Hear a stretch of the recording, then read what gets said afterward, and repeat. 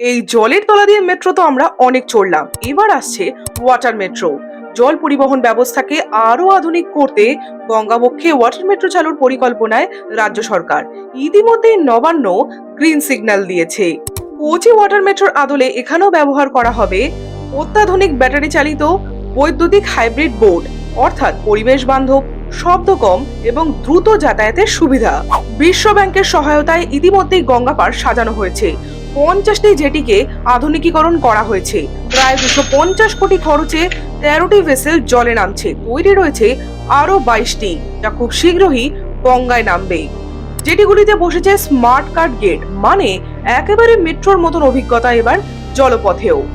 আচ্ছা, আপনার মতে এই ওয়াটার মেট্রো চালু হলে কি কলকাতার ট্রাফিক সমস্যার সমাধান কিছুটা হলেও হবে? কমেন্টে লিখবেন আর ভিডিওটি শেয়ার করুন, কারণ এই পরিবর্তন বদলে দিতে পারে শহরের যাতায়াত ব্যবস্থা।